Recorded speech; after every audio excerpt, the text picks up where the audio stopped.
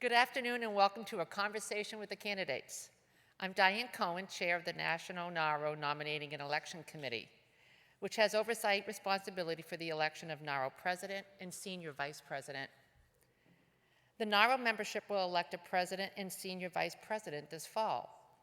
Last year at NAHRO conference in San Diego, 2 associates announced their candidacy for NAHRO president and senior vice president, George Guy and Sean Gilbert, respectively. George Guy is CEO, Executive Director of the Fort Wayne Housing Authority, and is a passionate servant leader in the affordable housing industry. He currently serves as NAHRO Senior Vice President and has previously held several leadership roles within the organization, including President of the North Central Regional Council and President of Indiana NAHRO. George. Sean Gilbert is the Executive Director of the Morristown Housing Authority, soon to be Tennessee Valley Housing Services. He has been a dedicated housing leader for 25 years. He serves on NAHRO's Board of Ethics and Credentialing Trustees and the Strategic Planning Advisory Committee. He is past president of the Southeastern Regional Council and a proud NAHRO Fellow.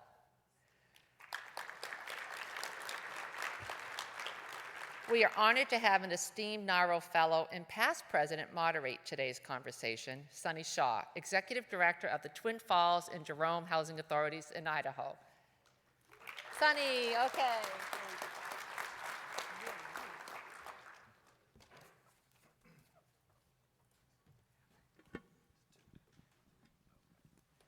The trick is always to be able to get these turned on. So let me just share that I am so happy to be on the other end of this and asking the questions. And so, even Sean earlier was like, hey, what are you going to ask us? So I think that that is a really innovative way to try to get a leg up on your competition, right? So although we recognize that George and Sean, neither one of them have an opponent at this point, but you still got to run a race like there's other people in it with you. And so we're going to go into a question and answer forum with some questions that I have prepared. And then there are going to be some NAHRO staff walking the halls or the aisles to collect questions from you as well. So if you have any questions that you would like to ask of the candidates, go ahead and send them on up through the NAHRO team, and we can see if we can get time to ask them also. I'm also going to let you know, Mr. Wong, I cannot see you.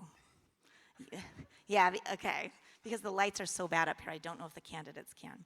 So our first question, and George, I'm going to ask you this first because we're going to give Sean a little break. He's the newbie on the stage with the questions, and you're a pro. So because NAHRO is comprised of so many different types of agencies, different sizes, different programs, could you talk about your experience working with diverse programs and diverse agencies, and how you think this experience strengthens your leadership skill set for your position? Thank you, Madam Past President Shaw. Well, I've had the unique experience of working in diverse communities. I'll just talk a little bit about what we do now. I have the opportunity to be a managing agent, which allows me to be the executive director of a small housing authority called Decatur Housing Authority in Indiana. It's adjacent to Fort Wayne. And because of that experience, because we had to make a decision that we did not want to turn those vouchers, we didn't want to absorb those vouchers. We wanted to keep that in that community because it's important, because they have their own identity. Although they're close to Fort Wayne, they have their own identity. But going back, that didn't start then. That really started, my career has always been in dealing with children and families that have come across situations in their lives and trying to come up with solutions as to resolve those from a micro level and as a macro level. And we've done that by collaborating with different agencies in the community. So not just working with the people, we've also been able to establish relationships in communities to make sure that we understand the work that we're trying to do on behalf of all of the community, and understand the importance of everyone getting to where they need to be at, and understanding how do we come up with equitable solutions for them to do that. That's fabulous, George. Thank you. And we do have the timekeeper down there that's making us all a little anxious. So, the same question to you, Sean. Like George, I know that you have worked with some diversity in the agencies you've served in communities. Could you speak to a little bit with your experience and how it's enhanced your skills? Sure. I've really been blessed to have worked at all different size agencies in different areas. I worked in Kentucky for years and years in an agency that had less than 1,000 units, less than about 700 units, Section 8 and public housing, and we were able to expand that portfolio. But what was even more interesting was right after that, I went to Knoxville, Tennessee, where we had a very large urban agency that was definitely heading in a different direction, that needed to focus on redeveloping its properties, bringing services into our properties. It was at that time when there was a disinvestment everywhere, and we realized we had to find a way to make sure that our people were getting the services and, more importantly, the homes that they deserved. Every one of our people deserves a good place to live, a place to call home. So at that time, HUD was going through the RAD program and introducing it. And so we jumped in full force, whether it was tax credits or whether it was FHA loans, to make sure that these individuals had a place to call home that they could be proud of. So before I left, we'd done 19 RAD closings, redeveloped 90% of our portfolio, and it was just one of the most, it was as much a blessing to me as it was to them. Wonderful. Both of you have great experience with various types of agencies. So now we figured that Sean is a pro, so we're going to let him answer this one first. As you both know, DEI is one of the goals in NAHRO's strategic plan. Please share ways that you have worked to improve DEI in your agency and or your community, and build on that with things you can do in NAHRO in 90 seconds. Okay, that's the hardest part. Some of the areas where I lived in were not always diverse, the population as a whole. So we had to reach out and expand where we were advertising and where we were casting our net to.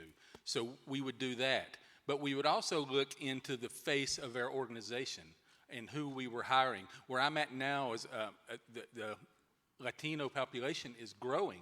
So we're hiring translators. I can't speak Spanish. So I got to be able to talk to our constituents and our residents so they know the expectations that they should have for us, and vice versa, because we want to do everything we can to make sure that we reflect our community and that we are providing them with the services that they need, because if you're not from that population, it's hard. I don't want to cast my thoughts onto what they need. I need to hear from them what they need, and then we're going to do our daggondest to get it for them. Making big changes in your community. I also think Andy needs to teach you Spanish. George, same question about DEI. Yeah, I've been committed to, because we never are perfect when it comes to DEI, so let me start there. I've been committed through the process of DEI as part of my career, and DEIB, should I say. And I say DEIB because I had to learn that was in addition to DEI, because it wasn't enough. And so in our agency, we developed a DEIB statement to go along in our personnel handbook to show our effort, not just to the people that we work for every day, which is the people, our customers, but also the people that work within the organization. I'm here because I had an opportunity to be included, okay? I was able to sit in spaces that sometimes a lot of people didn't look like me. But I also had the support of others that made me understand how important that was. So I think it's important that not when we just talk about race and those type of things, but also the work that we do when it comes to dealing with other elements in our communities. I think we're in a unique position to deal with folks that are homeless. We're talking about folks that are suffering from bloodborne pathogens like AIDS and those type of things. We can talk about equity for all that have been disadvantaged. I'm here today because of that work that I've been able to do, and I'm committed to that work, and I'm committed to make sure that the work that has already been done in our organization, that we continue to do that, and look at the systems as well, because we got to take it a step further and also look at the systems. Not just, again, I know it's stop, okay, I'm sorry. But can I finish this statement? I think this is important. Please do, yes. Because I think that when we talk about equity, we always talk about race and gender, sexuality. We talk about a lot of different things. But sometimes we need to talk about some of the equity that deserves to be in some of the communities, where you're talking about rural communities and also urban communities. This equity word is big. I know it's only small in terms of the amount of letters, but it's big. And I think that it's ongoing. We just got to do a little bit more, always trying to learn and do better at it. Thank you. And I think that we can see that we have two really good examples of walking the walk. So you would be really good models and mentors for many of us in that regard. So I would like to ask you, and we're going to go back to you, George, what do you believe is the biggest threat to our industry or our members, and what would you do to address that during your term? Well, I think that we have a lot coming at us at once. I think we just came out of a pandemic, and a lot is being thrown at us to handle and do and deadlines and those type of things. So I think that's the first thing. I think there's a disconnect still that disconnect in terms of our relationship with HUD and understanding what we do and how those things can be administered when you talk about the burdens of trying to get these regulations, address the regulations. But I think that local flexibility is what we need. I think that locally we understand what the needs of our communities are. I think that if we had a way to get local flexibility, we'll be able to address some of the needs in our community and hopefully be able to transform our communities by working and partnering with the agencies that are there. Great. And Sean?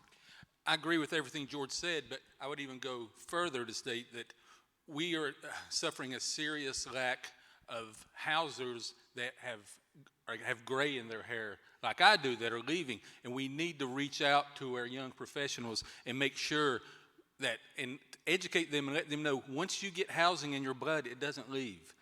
You want to do the service for others. You look at the private side and you're thinking, how can they do that when you can be here helping people? And we need to have them in this room. COVID was a disservice to the industry in the fact that so many people left the industry and the new ones that came in weren't getting the services because we weren't having these conferences. We weren't having the leaders handing it off and bringing them to these conferences and bringing them to the services that they deserve, that they can then take back to their residents and their communities. So we got to find a way to cross that bridge and get these young professionals back, because in 10, 15, 20 years when we're not here, this industry is still going to be here. We're still going to have people that need safe, decent, sanitary housing. That's not going to change, and they're going to need our services. So we got to make sure that we find that and bridge that gap. If you're sitting in here and you're a first-time attendee, come see us. We want to plug in with you. You're the future. You will be sitting up here. I remember years ago I was in the very first 40 under 40 class at CERC. Now I'm here, and I'll be the first one to graduate through that program, assuming I win. And that's something I'm proud of, because you start and then you work through and you see the fruits of your labor, and everything we do is for others, and that is really why I'm in this and why I'll never leave it. Well, he's never leaving, folks, so we've got that promise. So I'm going to piggyback on that, because you actually just segued into one of my other questions, talking about the gray tsunami and folks who are retiring. Some of those who mentored us are retiring. So we have this new generation of leaders coming in as executive directors who have not been connected to NAHRO. How will you work to help connect us to those leaders? Just one or two ideas that have gone through your brain on that. This has already started due to the current Madam President and the former Madam President. We're analyzing how we are structured now so that we have that line of communication that's going back and forth. You know, I'm a proud NAHRO fellow. If you're one of the questions, what's your proudest moment? That's my proudest moment, in the fact that that's an accumulation of a lifetime of doing this. But we need to use the fellows and utilize them and have them in the community and saying at every conference, you're a young professional. We want to talk to you. And we're going to reach and we're going to raise the waters. And we're going to raise when that water raises, it's raising their boats, but it's raising everybody in the industry's boat. So we got to make sure that we're reaching out. If it's technology, we can do Zoom meetings with these individuals. You know, the younger generation, they want that interaction. They want to be able to do it from home. We got to be able to find that. You know, they have children. You know, we got to find a way to bring the children with them and have more fun things, an ice cream social or something by the pool with the kids or whatever it is. But we need to make sure that we are finding ways to do that. Can you repeat the question again? Absolutely. So, Such a good answer. I had to, oh, I know you've been thinking about this, Mr. Senior Vice President. So as we have this gray tsunami and a lot of individuals retiring from leadership positions, how do you intend to help the organization reach those new leaders and connect them to NAHRO? Sure. And I think that's a good question. You know, last conference, the fellows put on a session that was probably one of the more well-attended. It was for new executive directors. I think that's how we start. I think every conference we have to have a session for folks that are new to that leadership position, have a place where they can vent, talk, and also be inspired to do the work. But I also think we got to take it a step further. I think that we also have to think about not just the new folks that are coming in, even some of the current EDs, and nurture the talent that we have and show them, right, that, you know, we give them the tools and resources necessary to lead our organization. It's not what it used to be in terms of leading just a housing authority and managing vouchers and doing 5/8. It's about people. And we have to be able to inspire our folks that are coming up. We also, there's a such thing called quiet hire, right? When we think about folks that are retired, some of you may be familiar with that. And that's talking about growing the talent within our current infrastructure as well, creating opportunities within our organizations for folks to grow. As current leaders, we're challenged with that. So I want to create or help our professional development with the minds of those that are in this room. Collaborate. How do we create opportunities within our organization to help executive directors and organizations build on the emerging leaders we have within our industry? That will transform communities, it'll transform the industry, and that's what we need to take us to the next level. Fabulous. Okay, it looks like we have time for a few more questions.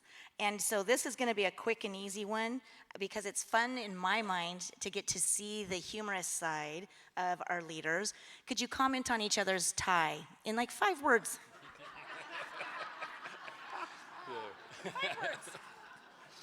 Yeah. You want to go first or me? Yours is pretty cool. I can't pull off the bow tie. There you go. Listen, what that says about Sean, if you know Sean, a lot of personality, right? He's got the school bus on there. He's got the track there. I'm seeing some STEAM stuff going on there too. Do not stop on tracks.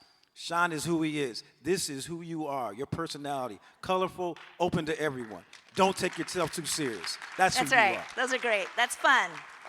Okay, so this is a great question from our audience. HUD is over-regulating PHAs, and it needs to stop, with an exclamation point. How will you help lead the fight to stop the over-regulation, which is hurting so many? And I think we're going to have George go first. Yes, so listen, and that's a good question. I think our CEO, Mark Thiele, has been working tirelessly on that, leading the effort in terms of our associations when it comes to letters, joint letters on behalf of all of the associations to HUD. And you heard Secretary Fudge talk about that, and she responded to that. That means something. I think that we have to vocalize and be empowered to say just that. But we also have to find opportunities to partner as well. We can fight, right? I love a good fight. I grew up in public housing, right? I know how to fight. But we also have to, when we think about that word equity, we also have to understand that they have a job to do, and we have to figure out how do we get them to understand and relate to what we have to do. So I do think that we have to find some opportunities, as though we know that they're going to continue to do their job. But how do we find opportunities to collaborate, to think about things that can go beyond beyond just such the regulations and even the funding, so we can create opportunities in our own community? I think that we have some things here within our organization. I was attending the CR&D meeting. I heard so much innovation that they're doing locally in some of those communities in that committee. And I think it's happening across all communities. We just have to find a way to, when we're talking to HUD, we have to find a way to leverage our resources to come up with the right types of tools and resources to combat some of the things that HUD is coming out. At the same time, continue to fight. Thank you. What do you have to say to that, Sean? Collaboration, that's the word. I mean, we got to be able to collaborate with ourselves, with their partners across the spectrum in DC. I know that that's what Mark's been doing, and that's so important because they might have access and reach that we don't. We have access and reach that they don't. We need to be nimble and use our people and use our agencies that have these contacts. And then when we're ready, when they do something crazy like the ACC, we got to be ready to strike. We got to be nimble. We got to be like a cobra, and we got to be able to have that network that we're going to reach out and say, okay, you have a contact in so-and-so's office, whether it's HUD or whether it's here. You know, the HUD staffers are usually just following marching orders. So we got to find out what those marching orders are and coalesce around that issue, but find the right people to put them in the room. We got to tell stories. We're not there asking for money necessarily. When we go before and we advocate, we need to have our commissioners and our residents telling that story that doesn't necessarily sound the same coming from us as executive directors. So just being nimble and finding the way and finding the pressure points. I know my wife knows my pressure points and how to get me to shut up. So, and we need to be able to find the pressure points that can affect both our representatives and HUD. So I'm going to piggyback on that. Both of you mentioned partnerships and collaboration. In what areas does NAHRO need to strengthen its partnerships or its collaborations? And Sean, it's your turn to go first. We have so many partners that come to our conferences, and there are vendors and they're people that are out in the community, whether it's our software people or it's our supply chain people. Those people depend on us for their monetary well-being. They depend on our residents for their monetary well-being. It behooves them to advocate for us.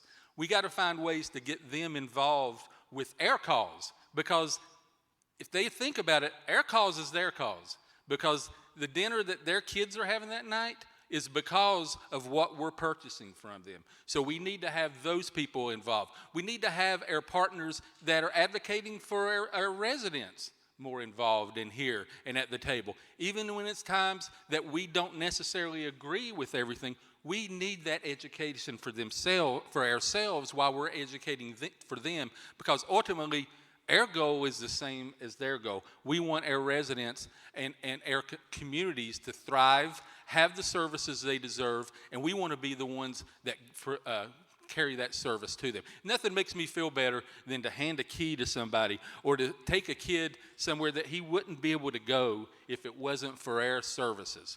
So we need to continue that. We need to partner, and not just on the big scale, locally. Reach out to your boys and girls clubs. And when I was in Knoxville, they were on all my sites. It was the best partnership we had because we were affecting the youth. Senior Vice President Can you repeat George. the question again? I sure can. So you had both previously mentioned partnerships and Sure. collaborations. Right. And in what directions or areas do you think that NAHRO should strengthen those? Listen, we have been fortunate at the Fort Wayne Housing Authority, and I'll just say this. In my career, I've gotten where I'm at in terms of working in communities because of collaboration. Because I think I tried to understand where the resources lie for the folks that we're working for. And that's kind of what kind of my purpose is in doing this right here, because I believe in all of our communities there's opportunities for this. I do believe NAHRO, because it's the biggest organization and the most diverse organization, and some of the challenges that we're faced with are a little bit unique from one community to the next. But I do think that we're a national association. How come we don't have a partnership with the Urban League? How come we don't have a partnership with the NEA, National Education Association? How come we're not partnering and talking to the Department of Human Services? How come we don't have a partnership with institutions, particularly HBCUs, to ensure that we may be able to get some talent in terms of an internship program across the country? there are opportunities for partnerships, for conversations, to get inside rooms, to build these coalitions, if you will, because we have a big platform, and a lot of folks respect the work that we do in our communities. So there are a lot of opportunities for collaboration. I would agree. I would absolutely agree. Because I can't see them well. Absolutely. Are we done? Okay. So with that, I'm going to allow each one of you 90 seconds to conclude our forum and speak to your members. You want me to start? Okay, good. First, I want to say something I didn't say before when we talked about what do we need to do in terms of HUD. I want to give a shout out to our staff here at NAHRO. If you haven't heard already, the ACC thing that we were dealing with, it was because of the work and the leadership of Mark Thiele and the NAHRO team that got that done. So let's give them a round of applause. I should have mentioned that by being courageous. Listen, Matt Desmond asked a question, and he said, and I want to make sure I get this right, and it touched me. How many great minds, and I'm summarizing, how many great minds has poverty prevented from being great? As I said, I grew up in public housing. I can answer that question. I got friends that poverty prevented them from being great. Too many. Dreams deferred. That's why I'm here. That's why I've chosen the career that I've chosen to do in serving leadership. I think NAHRO is unique, as I just said. It's a platform to help you and I advocate, educate, and even teach us what legislation means, right? In terms of how to do that and how this thing works. I think we all, as servant leaders, have there's a lot of unique, great minds in this room.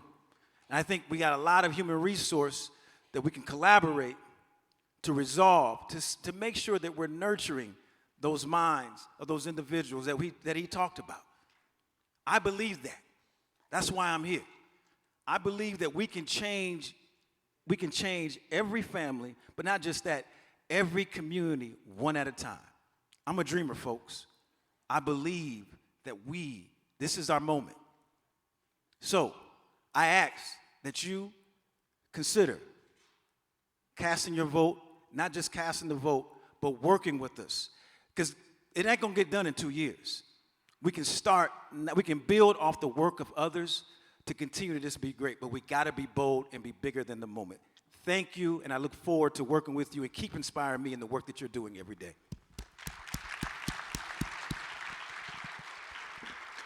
Well, I wasn't going to talk about it, but I do want to mention my tie. This tie was my father's tie. My father was a lifelong railroad. Where I grew up, you either did drugs or you worked in the railroad in the coal mines.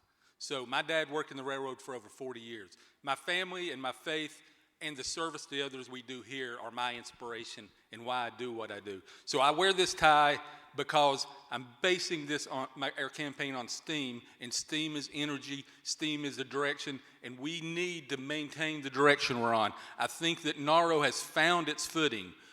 Mark coming on has been great. We know where we're going. We know what we need to do. We just need to keep going. I need to follow. My dad was a big quote guy, and that's why I'm a nerdy quote guy. I remember whenever I would do something, it would be a semifinal baseball game. It'd be the day I graduated high school. And he would look at me and say things like, "You're here now, but don't stop going. This is a journey.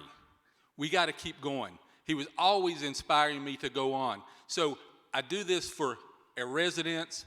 I do it for my family. I do it for families across the nation, because our communities are what we're going to leave them, and they're what we're going to make out of them. So, I had to tell the story of my tie. So this is the only tie I have that was my dad's. It was actually from my uncle that gave it to him years ago. So it's railroad tracks and it's direction. And we're going to have railroad tracks as we move forward. George is on a train moving forward, pulling his, Patricia's driving the train now. So I'm the caboose maybe at some point. But we're going to keep driving the train forward, and we're going to make you guys proud, and we're going to do it in the most effective way that we can. Thank you.